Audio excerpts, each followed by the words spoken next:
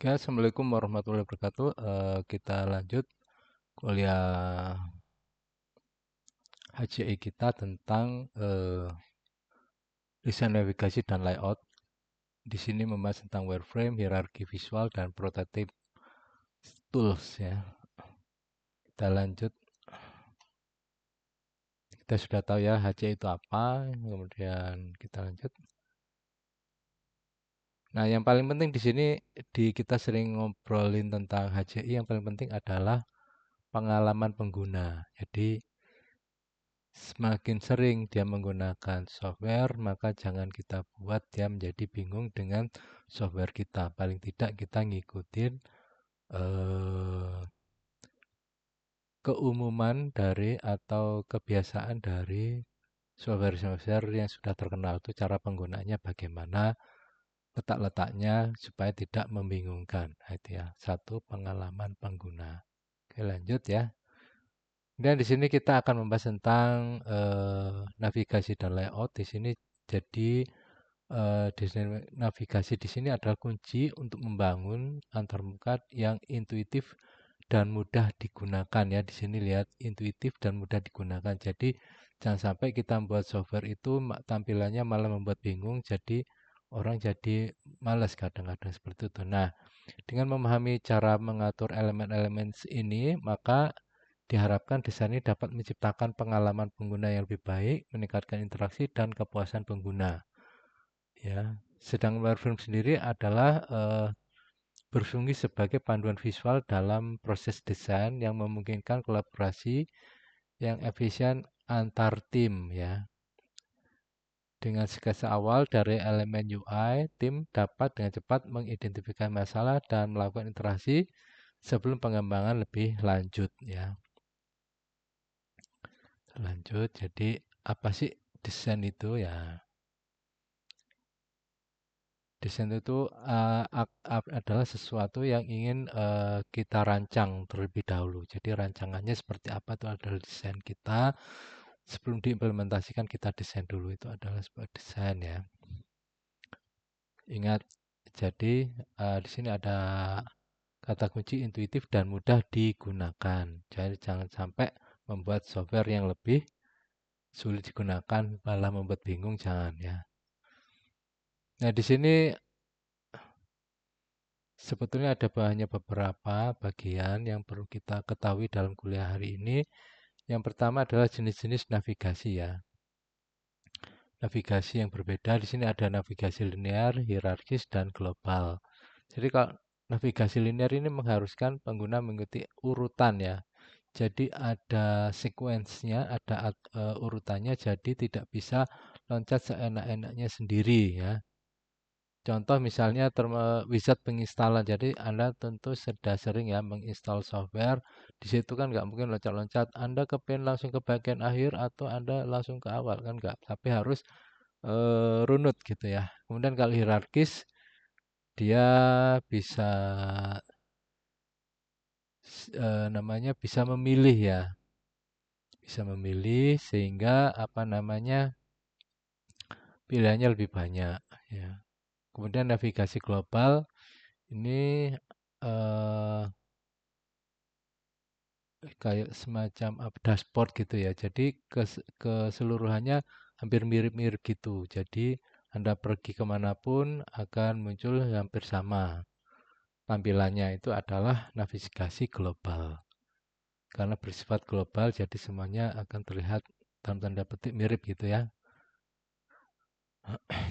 Kemudian di sini, nah ini ya linear navigation. Jadi di sini ada screen 1, ada home, ada screen 2 introduction, screen 3 tentang bab 3, bab 4, ada kuis, ada dan seterusnya. Jadi kalau kita lihat di situ terlihat bahwa apa namanya eh, runut ya, berurutan, tidak bisa dipilih sembarangan ya. Jadi di sini terlihat bahwa tadi kita lihat ada urutan yang sesuai, kemudian ada panah, next atau previous, jadi hanya itu aja nggak bisa loncat. Kemudian contohnya di sini adalah galeri foto kan, biasanya galeri foto biasanya nggak bisa loncat, harus memilih ya. Kemudian hierarki navigasi ya, navigasi hierarki di sini Anda lihat, kita lihat bahwa dia menggunakan apa namanya, main menu ya. Di situ kategorinya apa, B apa, di situ ada item A1, A2, B1, B2, C1, C2 dan seterusnya. Ya, jadi ini bisa loncat-loncat. Ini kalau misalnya up bisa ke sini dan seterusnya. Jadi tergantung dari eh, pilihannya kemana ya. Dari sini kita bisa melihat ada home menu sebagai akar bercabang sebagai kategori. Kategori ABC kemudian bercabang lagi ke item ya. Ada item 1, A2, B1, B3, A2 dan seterusnya. Jadi ini menunjukkan pengguna dapat berpindah antar level hierarki ya. Jadi lebih banyak pilihannya ya, tidak harus urut kadang-kadang. Ini global navigasi, jadi di sini bisa kita lihat bahwa apa namanya eh, ada suatu bagian yang sering muncul di halaman manapun, misalnya ini current page content, misalnya ini halaman about atau CRUD, tetap di atasnya ada home, produk, kontak us dan seterusnya. Jadi ini bersifat global ya. Contohnya di sini adalah header, footer, ya, main menu dan seterusnya ya. Pasti Anda sudah sering lah melakukan ini ya. Kemudian di sini kita lihat ini ya. Elemen terlihat ini berarti always visible on every page. Jadi selalu terlihat pada setiap halaman ya. Jadi bisa kita lihat hasilnya seperti apa dan eh, dia akan bersifat global muncul di mana-mana ya. Tuh. Kemudian untuk desain layout yang perlu kita perhatikan adalah masalah keseimbangan. Jadi warna, kemudian letak, nggak boleh terlalu penuh, terlalu kosong itu misalnya. Kemudian konsistensi ya dari warnanya, dari awal sampai akhir itu warnanya cenderung konsisten ya. Kemudian kalau tanda maksudnya kalau stop atau cancel itu mungkin warnanya tombolnya merah misalnya.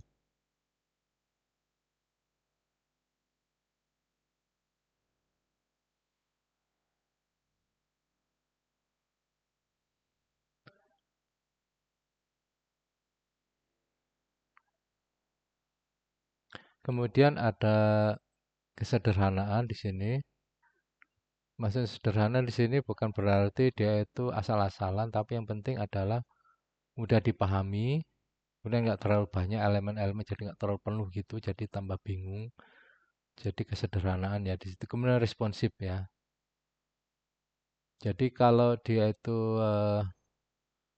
ditampil, misalnya responsif itu macam-macam artinya, bisa segera memberikan efek waktu kita lakukan aksi atau juga bisa menyesuaikan dengan perangkat contoh misalnya responsif misalnya tampilannya di HP sama di laptop misalnya dia bisa menyesuaikan jadi responsif itu juga bisa disebut sebagai responsif. Jadi prinsip desain layout sekarang sudah ada HP. Kalau dulu kan mungkin belum ada HP cukup pakai komputer, tapi sekarang nggak bisa seperti itu ya.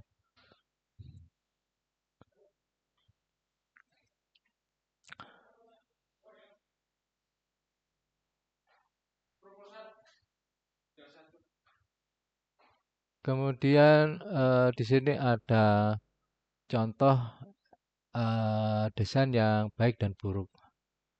Kalau ini cenderung sederhana, mudah dilihat, nggak terlalu banyak. Kalau ini Anda lihat, kok bawahnya seperti ini, kira-kira Anda bingung apa tidak? Nah, itu Anda harus memikirkan itu ya. Jadi bukan, yang penting melebu kabeh, nggak bisa. Jadi harus dicek ya.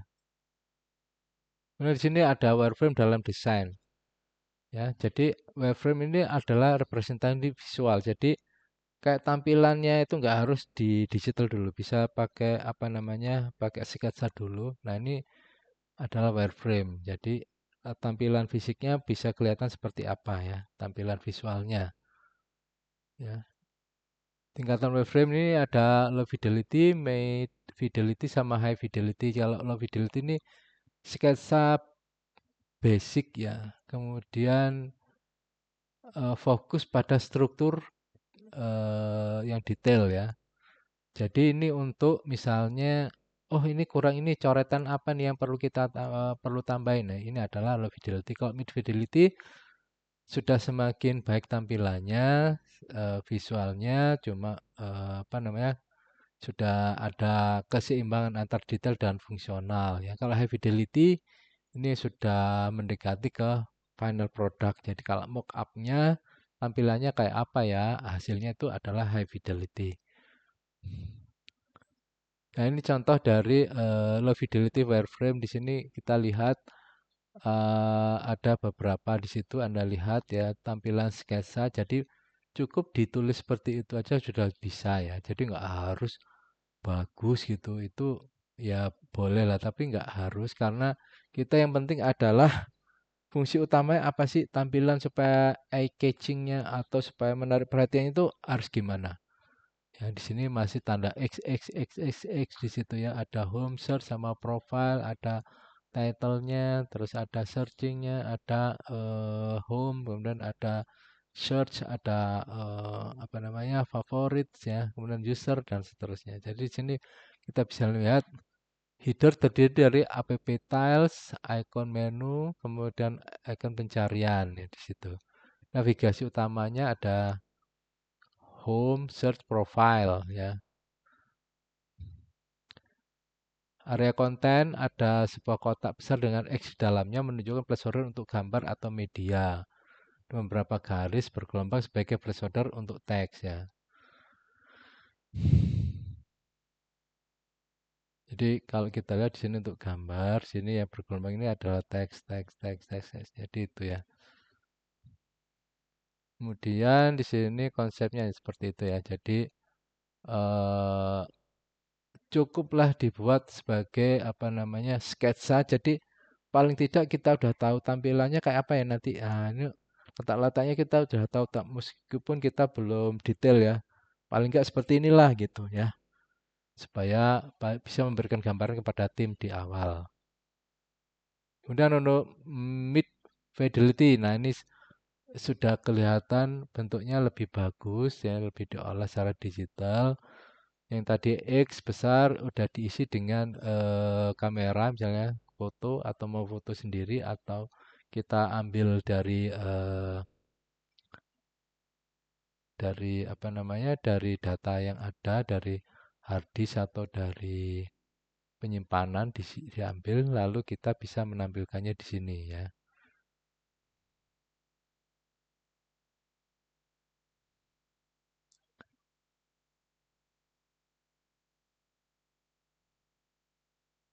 Jadi isinya biasanya ada lorem ipsum dan seterusnya, itu sudah mulai ke arah realitas atau mendekati bentuk aslinya ya.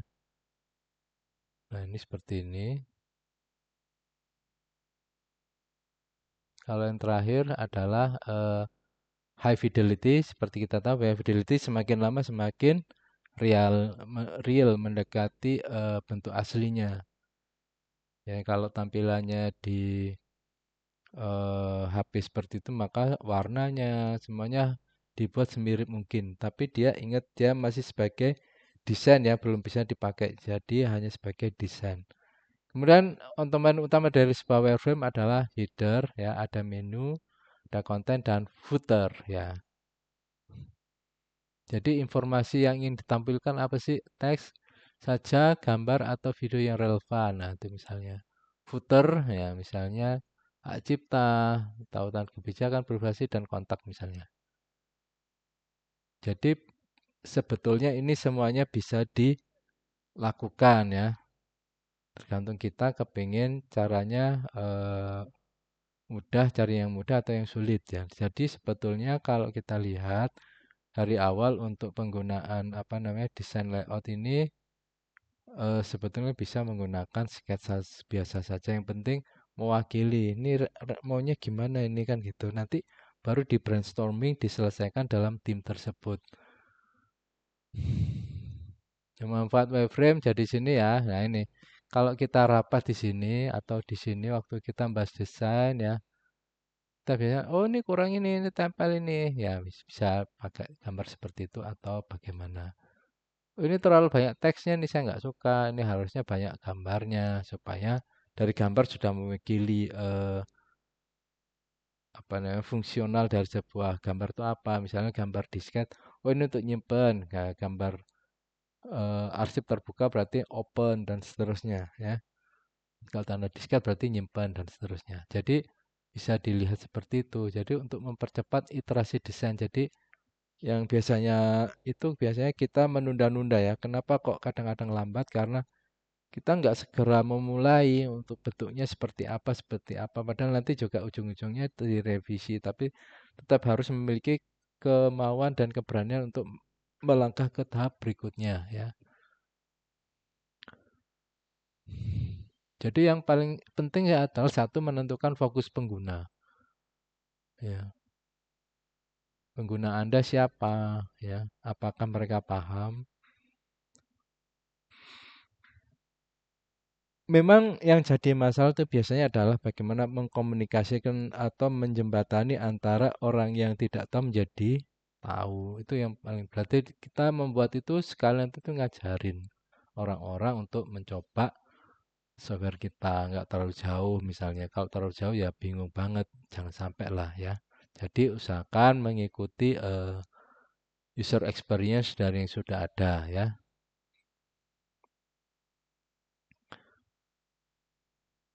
Ya sama dengan tadi, intinya supaya bagus dan menarik perhatian, itu ukurannya penggunaan warna dan kontras visual ya. Jadi supaya kelihatan mana nih, kalau merah biasanya cenderung negatif atau melarang ya. Kalau hijau, biru kecenderungan adalah eh, memberi atau bertahan gitu. Jadi silahkan Anda bisa cek ya nanti di dalam prinsip-prinsip hierarki ini ya. Jadi ukuran elemen, perhatian pengguna. Jadi mana sih yang sering dilihat? Nah ini sebaiknya kan harus pakai SUS atau apa supaya wawancara supaya mengena pada tujuannya ya. Jadi di sini penggunaan warna cerah, gelap, warna apa itu harus segera dibuat karena itu bisa mewakili emosi si pembuat ya. Kemudian ada kontras visual, tujuannya untuk membedakan informasi. Jadi kalau hijau itu cenderung go, kalau merah cenderung off atau melarang ya, supaya tidak terjadi masalah. Kalau hijau semua berarti oh, nggak apa-apa, ini sama aja semua ya, nggak bisa ya. Harus diberi warna atau kontras visual supaya bisa menentukan saya mau ke sana atau ke sini dan seterusnya. Dan penerapan hierarki visual ini ada beberapa di sistem informasi. Struktur informasinya harus jelas ya, dan struktur supaya bisa menemukan apa yang mereka cari ya. Kemudian ukuran elemennya jangan terlalu besar, jangan terlalu kecil, karena terlalu kecil nggak terbaca, kalau terlalu besar jelek sekali. Jadi usahakanlah ya supaya HP kita bisa menerima apa namanya eh, ketentuan-ketentuan seperti ini. Jadi harus disesuaikan. Warna dan kontras, ruang kosong ya, jangan sampai terlalu banyak ruang kosongnya, jangan sampai terlalu banyak isinya. Jadi harus seimbang ya, balancing. Untuk prototyping ini kita bisa menggunakan beberapa alat yang bisa digunakan, ada beberapa macam ya. Contohnya bisa menggunakan Figma, Sketch, Balsamic, ya, Adobe XD, InVision sama user friendly. Ya, jadi monggo mau pakai yang mana dulu, mau gambar dulu, nggak apa-apa ya. Yang penting ada progresnya ya.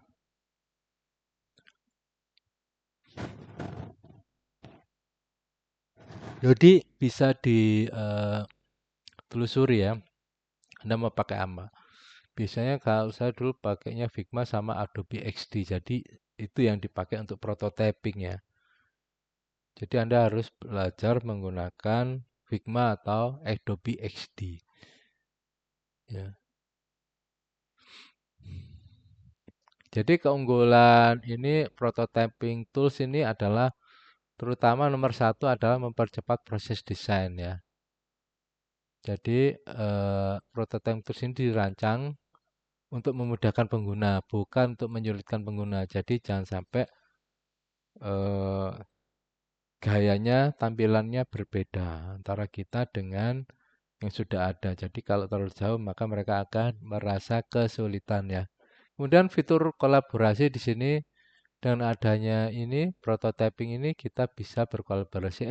Aku menambahin fotonya dong, misalnya kayak fitur apa namanya, fitur profile biasanya ada fotonya atau apa namanya DP-nya ya itu bisa diatur ya.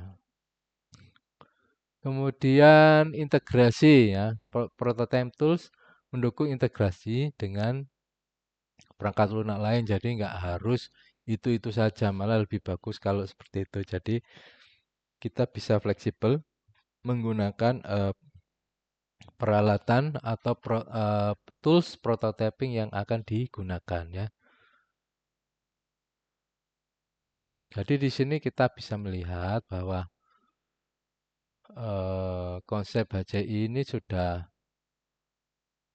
banyak digunakan. Cuma ya itu tadi karena nggak semua orang itu ngerti desain, maka ya kita harus tetap belajar lah gimana sih membuat menu yang bagus dan seterusnya. Apalagi sekarang sudah ada AI, bukan berarti Anda harus semuanya berbasis seperti itu. Otak kita harus dilatih supaya tetap pintar dan semakin berkembang. Ya, boleh pakai AI, tapi harus bijaksana. Oke, demikian kuliah kali ini. Terima kasih, Sari. Wassalamualaikum warahmatullahi wabarakatuh. Selamat siang.